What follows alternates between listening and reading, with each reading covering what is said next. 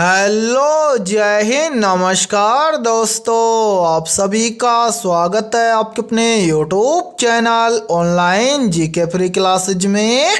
आज के इस क्लास में हम रेलवे ग्रुप डी परीक्षा 2025 के लिए पांचवा मॉडल पेपर लेकर आए हैं। और मेरे भाई इस पांचवें मॉडल पेपर के अंदर हमने उन्हीं क्वेश्चनों को कवर किया है जो क्वेश्चन आपके रेलवे ग्रुप डी एग्जाम 2025 के लिए इम्पोर्टेंट रहेंगे। इसलिए इस पांचवें मॉडल पेपर को आपको कंप्लीट देखना है और इस मॉडल पेपर के एंड में आपको बताना है कि आपके टोटल कितने क्वेश्चन सही होते हैं।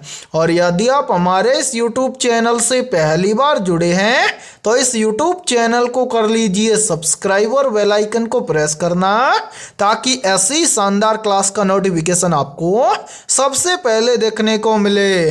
तो चलिए शुरू करते हैं आज के इस पांचवें मॉडल पेपर को बिना देरी के।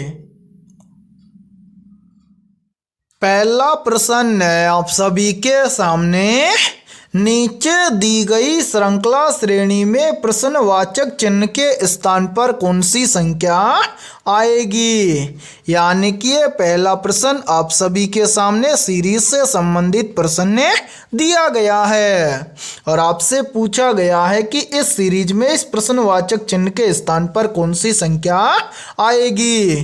तो मेरे भाई इस टाइप के प्रश्न को आप एग्जाम में देखते हैं मात्र 2 से 3 सेकंड में कैसे सोल्व करेंगे तो वो देखिए। और मेरे भाई याद रखना, आपके रेलवे ग्रुप डी एग्जाम की प्रत्येक शिफ्ट के अंदर सीरीज से लगभग 2 से 3 प्रश्न पूछे जाते हैं। तो इस टाइप के प्रश्न को सोल्व करने के लिए आप क्या करेंगे, सबसे पहले आपको ये देखना है कि सीरीज में आपको क्या क्या दिया गया है। तो मेरे भाई यहाँ पर ध्यान से देखिए, सीरीज में हमें सबसे पहले दिया गया है 57, 57 के बाद में दिया गया है 62, 62 के बाद में दिया गया है 31, 31 के बाद में दिया गया है 36, 36 के बाद में दिया गया है 18 और 18 के बाद में हमसे पूछा गया है कि इस प्रश्नवाचक चिन्ह के स्थान पर कौन सी संख्या आएगी। तो मेरे भाई यहाँ पर ध्यान से देखिए इस सीरीज को किस प्रकार से सोल्व किया गया है। सबसे पहले देखिए यहाँ पर हमें दिया गया है 57, 57 से कितना बन रहा है 62, 57 से 62 कैसे बनेगा। तो ध्यान से देखिए, यदि हम 57 में क्या कर दें +5 कर दें तो 57 और 5 मिलकर बन जाएगा 62। फिर देखिए 62 से कितना बन रहा है 31 से, तो 62 से 31 कैसे बनेगा। तो मेरे भाई यहाँ पर ध्यान से देखिए, यदि हम 62 को क्या कर दें 2 से भाग कर दें तो यहाँ पर बन जाएगा 31। फिर देखिए 31 से कितना बन रहा है 36 से, तो 31 से 36 कैसे बनेगा। तो यहाँ पर देखिए ध्यान से, यदि हम 31 में क्या कर दें +5 कर दें तो 31 और 5 मिलकर बन जाएगा 36। फिर देखिए 36 से कितना बन रहा है 18, तो 36 से 18 कैसे बनेगा। तो मेरे भाई यहाँ पर भी ध्यान से देखिए, यदि हम 36 को क्या कर दें 2 से भाग कर दें तो यहाँ पर बन जाएगा 18। अब इसी प्रकार से हमसे पूछा गया है कि 18 के बाद में इस प्रश्नवाचक चिन्ह के स्थान पर कौन सी संख्या आएगी। तो मेरे भाई प्रश्न चिन्ह के स्थान पर कौन सी संख्या आएगी ये ज्ञात करने से पहले नीचे जितनी भी संख्याएं आई हैं इन सभी संख्याओं को ध्यान से देखिए और पता लगाइए कि यहाँ पर क्या हुआ है। तो मेरे भाई यहाँ पर देखिए सबसे पहले क्या हुआ है +5, उसके बाद में क्या हुआ है 2 से भागे, फिर क्या हुआ है +5, उसके बाद में क्या हुआ है 2 से भागे। यानी कि यहाँ पर एक सीरीज चल रहा है +5 2 से भाग, +5 2 से भाग। अब आगे क्या हो जाएगा मेरे भाई 2 से भाग होने के बाद में हो जाएगा +5।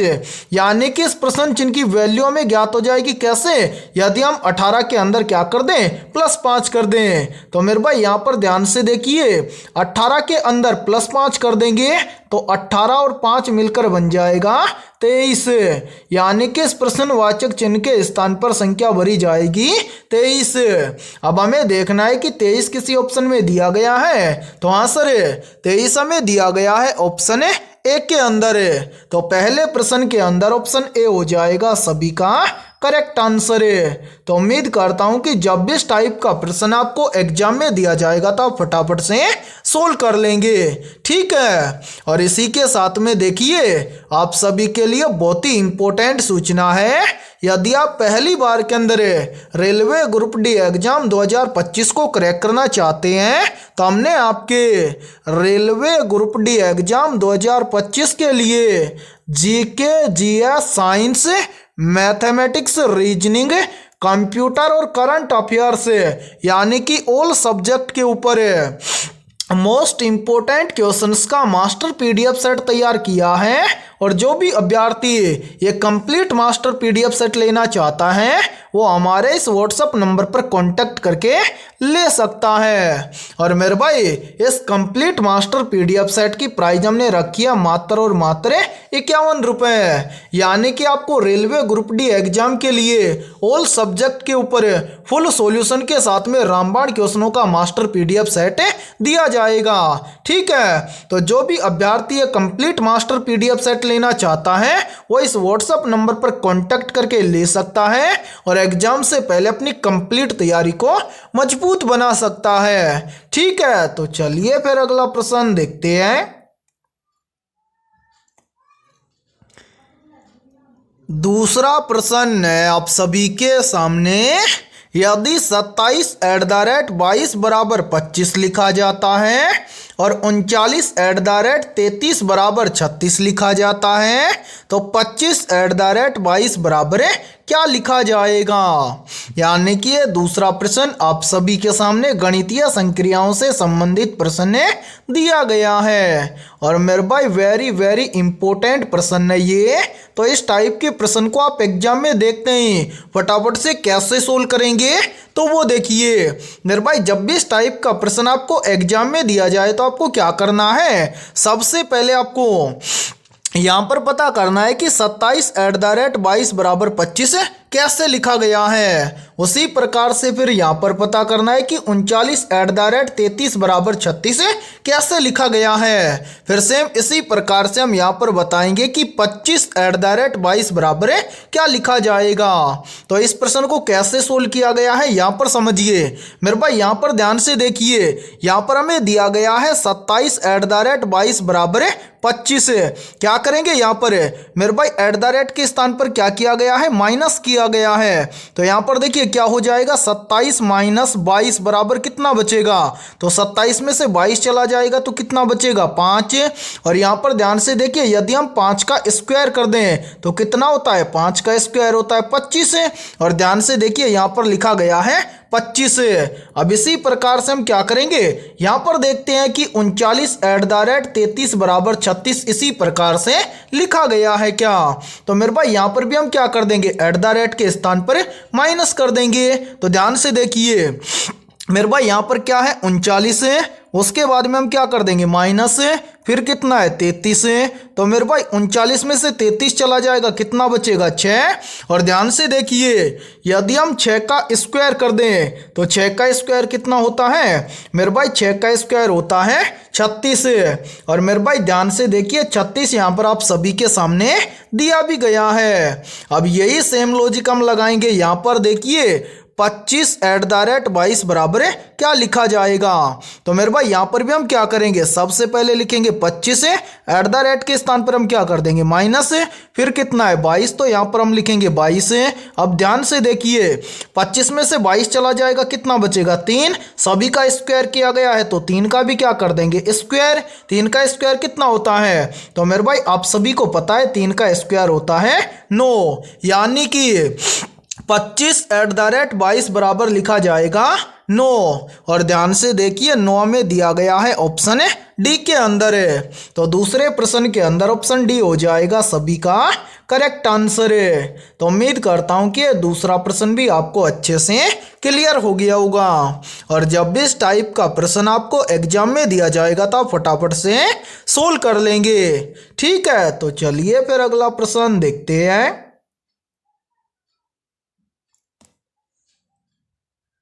तीसरा प्रश्न है आप सभी के सामने। यदि 19 @ 2 हैज 13 बराबर 51 लिखा जाता है और 14 @ 3 हैज 11 बराबर 53 लिखा जाता है तो 15 @ 3 हैज 16 बराबर क्या लिखा जाएगा। यानी कि ये तीसरा प्रश्न भी आप सभी के सामने गणितीय संक्रियाओं से संबंधित प्रश्न दिया गया है। और मेरे भाई ये प्रश्न भी बहुत ही इंपॉर्टेंट प्रश्न है, तो इस टाइप के प्रश्न को आप एग्जाम में देखते हैं फटाफट से कैसे सोल्व करेंगे तो वो देखिए मेरे भाई यहाँ पर ध्यान से समझिए। इस टाइप के प्रश्न को आप एग्जाम में देखते हैं कैसे सोल्व करेंगे तो देखिए सबसे पहले आपको क्या करना है, यहाँ पर आपको पता करना है कि 19 @ 2 हैज 13 बराबर 51 कैसे लिखा गया है। फिर उसी प्रकार से आपको यहाँ पर पता करना है कि 14 @ 3 हैज 11 बराबर 53 कैसे लिखा गया है। फिर उसी प्रकार से हम यहाँ पर बताएंगे कि 15 @ 3 हैज 16 बराबर क्या लिखा जाएगा। तो मेरे भाई यहाँ पर ध्यान से समझिए इस प्रश्न को किस प्रकार से सोल्व किया गया है। सबसे पहले हम क्या करेंगे मेरे भाई ध्यान से देखिए, इस @ के स्थान पर तो क्या करेंगे गुणा करेंगे और हैज के स्थान पर हम क्या करेंगे प्लस करेंगे। तो यहाँ पर ध्यान से देखिए सबसे पहले क्या बनेगा 19 @ के स्थान पर क्या करेंगे गुणा करेंगे, फिर कितना है 2, उसके बाद में क्या है हैज के स्थान पर क्या करेंगे प्लस, उसके बाद में कितना है 13। इसको सोल्व करिए मेरे भाई। तो यहाँ पर देखिए 19 दुआ के कितना हो जाएगा 38 और 38 के अंदर हम क्या कर देंगे प्लस 13 कर देंगे तो 19 और 38 मिलकर बन जाएगा 51। ठीक है, और ध्यान से देखिए 51 यहाँ पर आप सभी के सामने दिया भी गया है। अब इसी प्रकार से हम क्या करेंगे यहाँ पर भी देखिए मेरे भाई 14 @ 3 हैज 11 बराबर 53 इसी प्रकार से आया है, ये ज्ञात करेंगे। तो यहाँ पर भी देखिए मेरे भाई @ के स्थान पर क्या करेंगे गुणा और यहाँ पर देखिए हैज के स्थान पर क्या करेंगे मेरे भाई यहाँ पर हम कर देंगे प्लस। तो यहाँ पर कितना है ध्यान से समझिए मेरे भाई, यहाँ पर है 14, उसके बाद में है @ इसके स्थान पर क्या करेंगे गुणा, फिर कितना है 3, फिर क्या है हैज के स्थान पर करेंगे प्लस, फिर कितना है 11। तो यहाँ पर मेरे भाई लिखेंगे 11 और यहाँ पर देखिए गुणा करिए इसको तो 14 तिये कितना हो जाएगा मेरे भाई ध्यान से देखिए 14 तिये हो जाएगा 42 और 42 के अंदर प्लस 11 कर देंगे तो 42 और 11 मिलकर बन जाएगा 53। और ध्यान से देखिए 53 यहाँ पर आप सभी के सामने दिया भी गया है। तो उम्मीद करता हूँ कि यहाँ पर आप आसानी से बता दोगे कि 15 @ 3 हैज 16 बराबर क्या लिखा जाएगा।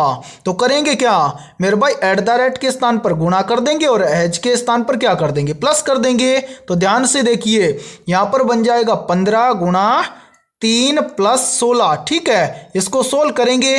ध्यान से देखिए 15 तिये कितना हो जाएगा 45।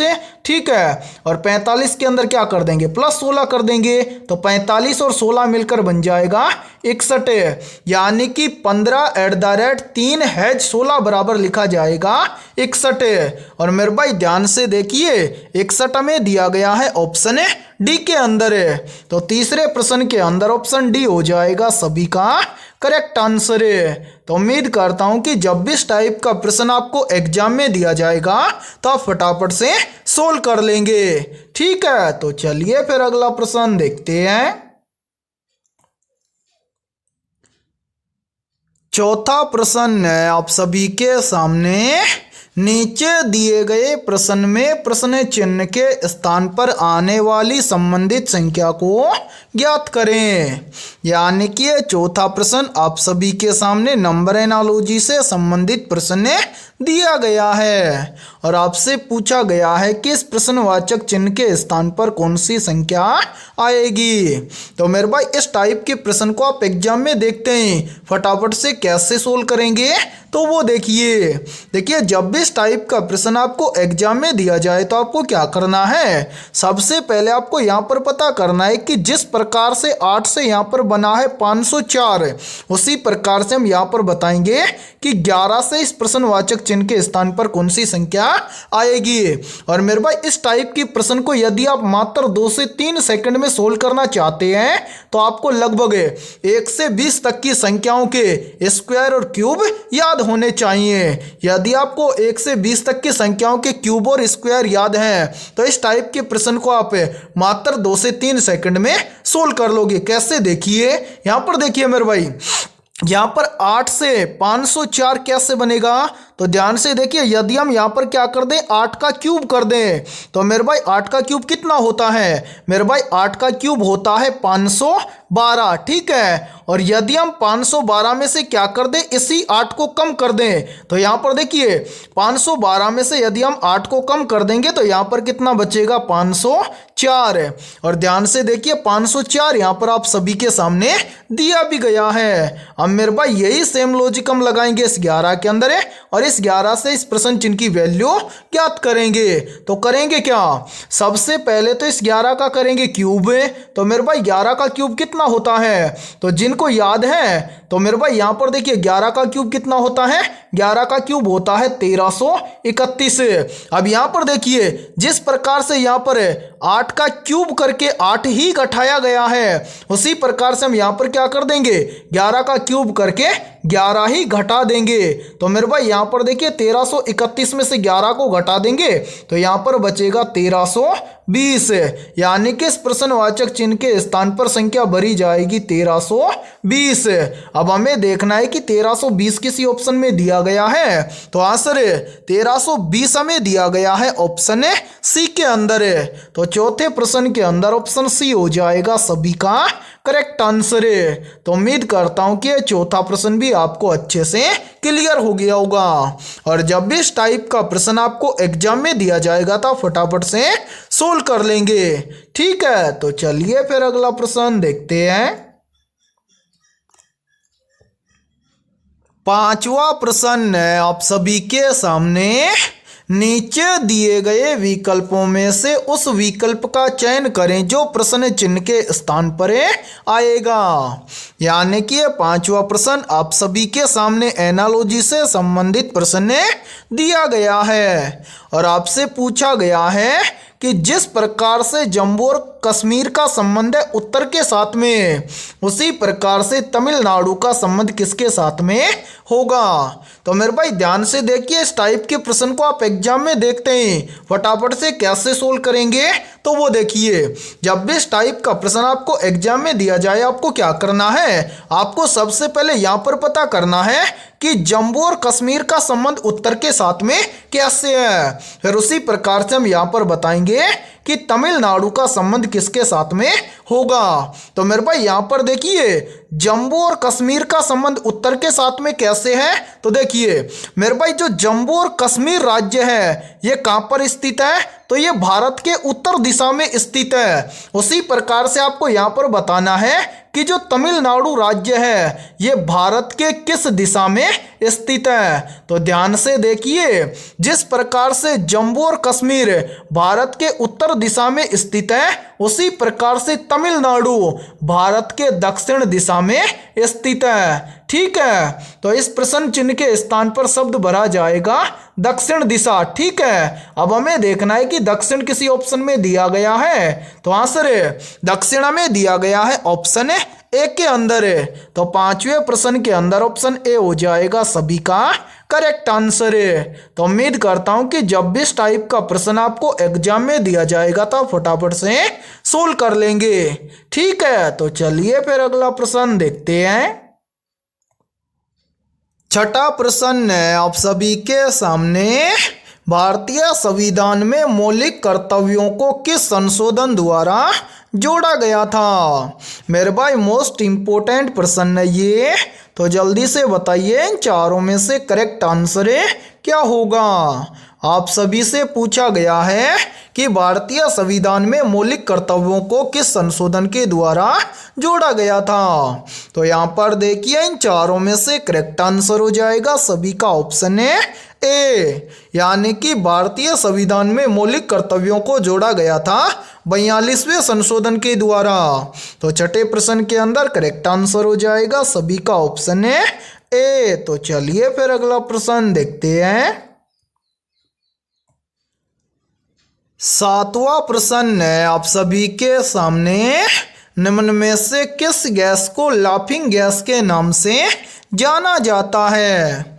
Option A carbon dioxide gas को, ऑप्शन बी है नाइट्रस ऑक्साइड गैस को, ऑप्शन सी है सल्फर डाइऑक्साइड गैस को और ऑप्शन डी है हाइड्रोजन गैस को। तो यहाँ पर देखिए इन चारों में से करेक्ट आंसर हो जाएगा सभी का ऑप्शन है बी, यानी कि लाफिंग गैस के नाम से जाना जाता है नाइट्रस ऑक्साइड गैस को। ठीक है, तो सातवें प्रश्न के अंदर करेक्ट आंसर हो जाएगा सभी का ऑप्शन है बी। तो चलिए फिर अगला प्रश्न देखते हैं। आठवां प्रश्न है आप सभी के सामने, भारत छोड़ो आंदोलन किस वर्ष शुरू हुआ था? या फिर देखिए इसी प्रश्न को एग्जाम के अंदर घुमाकर ऐसे भी पूछ लिया जाता है कि भारत छोड़ो आंदोलन किस वर्ष में शुरू किया गया था। तो यहाँ पर देखिए इन चारों में से करेक्ट आंसर हो जाएगा सभी का ऑप्शन है बी, यानी कि भारत छोड़ो आंदोलन शुरू किया गया था वर्ष 1942 में। तो आठवें प्रश्न के अंदर करेक्ट आंसर हो जाएगा सभी का ऑप्शन है बी। और मेरे भाई यहाँ पर देखिए एक प्रश्न का आंसर आप सभी को कमेंट सेक्शन के अंदर कमेंट करके बताना है। आप सभी को बताना है कि भारत छोड़ो आंदोलन को वर्ष 1942 में किसने शुरू किया था। ठीक है, तो चलिए फिर अगला प्रश्न देखते हैं। नौवां प्रश्न है आप सभी के सामने, किस उपकरण का उपयोग विद्युत धारा मापने के लिए किया जाता है? ऑप्शन ए वोल्टमीटर का, ऑप्शन बी है एमीटर का, ऑप्शन सी है गैल्वेनोमीटर का और ऑप्शन डी है ओडोमीटर का। तो जल्दी से बताइए इन चारों में से करेक्ट आंसर क्या होगा। आप सभी से पूछा गया है कि किस उपकरण का उपयोग विद्युत धारा मापने के लिए किया जाता है। और मेरे भाई ये प्रश्न मोस्ट इम्पोर्टेंट प्रश्न है, क्योंकि ये प्रश्न आरआरबी एनटीपीसी एग्जाम 2025 के अंदर पूछा गया था। ठीक है, तो यहाँ पर देखिए इन चारों में से करेक्ट आंसर हो जाएगा सभी का ऑप्शन है बी, यानी कि एमीटर उपकरण का उपयोग किया जाता है विद्युत धारा मापने के लिए।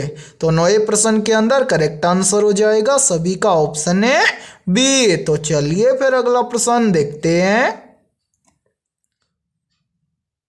10वां प्रश्न है आप सभी के सामने, भारत का सबसे बड़ा केंद्र शासित प्रदेश कौन सा है क्षेत्रफल के अनुसार? ऑप्शन ए अंडमान निकोबार द्वीप समूह, ऑप्शन बी है दिल्ली, ऑप्शन सी है लद्दाख और ऑप्शन डी है जम्मू और कश्मीर। तो यहाँ पर देखिए इन चारों में से करेक्ट आंसर हो जाएगा सभी का ऑप्शन है सी, यानी कि भारत का सबसे बड़ा केंद्र शासित प्रदेश है लद्दाख। किसके अनुसार? क्षेत्रफल के अनुसार। ठीक है, तो 10वें प्रश्न के अंदर करेक्ट आंसर हो जाएगा सभी का ऑप्शन है सी। और मेरे भाई यहाँ पर देखिए यदि ये क्लास आपको पसंद आ रही है तो जल्दी से एक बार इस क्लास को लाइक कर दीजिए। और यदि आप हमारे इस YouTube चैनल से पहली बार जुड़े हैं तो इस YouTube चैनल को कर लीजिए सब्सक्राइब और बेल आइकन को प्रेस करना, ताकि ऐसी शानदार क्लास का नोटिफिकेशन आपको सबसे पहले देखने को मिले। ठीक है, तो चलिए फिर अगला प्रश्न देखते हैं। 11वां प्रश्न है आप सभी के सामने, निम्नलिखित में से चंदेल शासकों की राजधानी क्या थी? Option A Kannauj, option B है दिल्ली, ऑप्शन सी है खजुराहो और ऑप्शन डी है पाटलिपुत्र। तो यहाँ पर देखिए इन चारों में से करेक्ट आंसर हो जाएगा सभी का ऑप्शन है सी, यानी कि चंदेल शासकों की राजधानी थी खजुराहो। तो 11वें प्रश्न के अंदर करेक्ट आंसर हो जाएगा सभी का ऑप्शन है सी। तो चलिए फिर अगला प्रश्न देखते हैं। 12वां प्रश्न है आप सभी के सामने, भारत में हरित क्रांति के जनक के रूप में किसे जाना जाता है?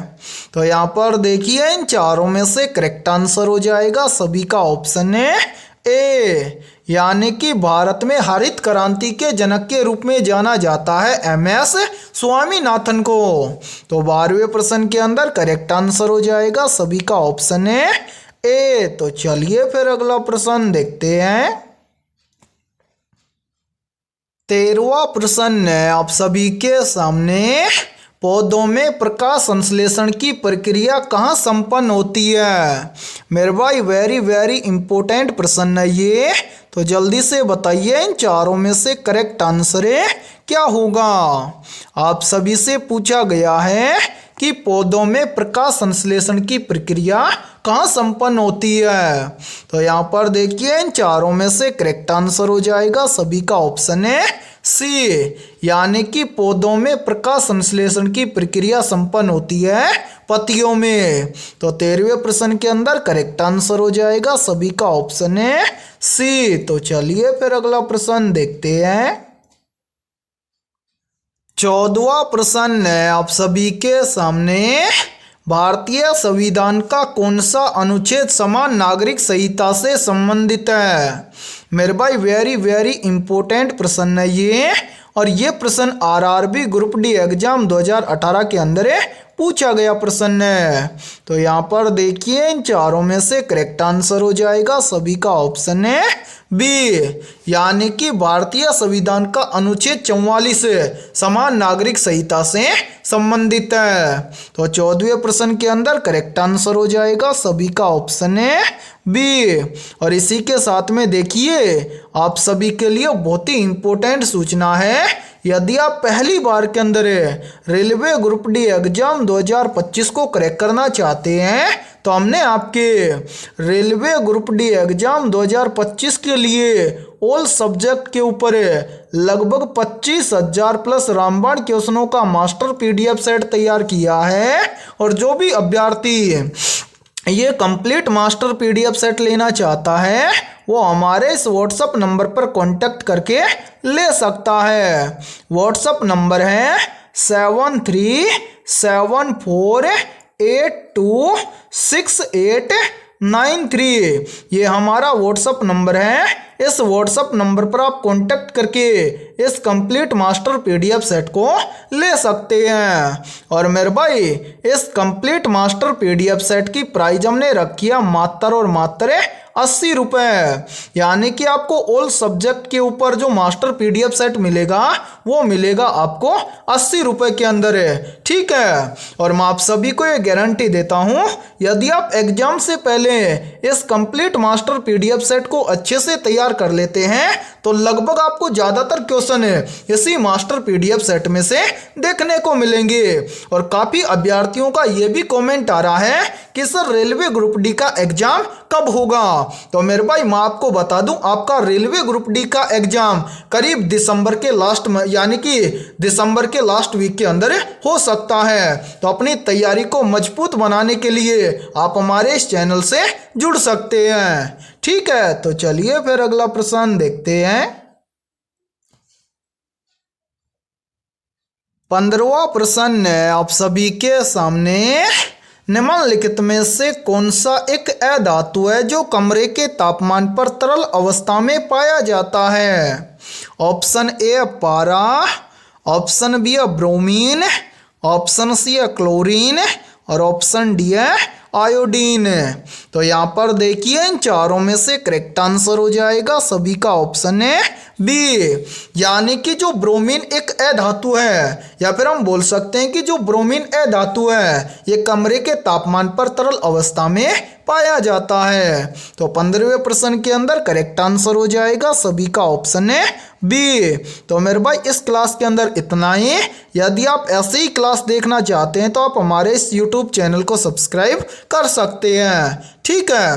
फिर मिलते हैं ऐसे शानदार क्वेश्चनों के साथ नेक्स्ट क्लास में।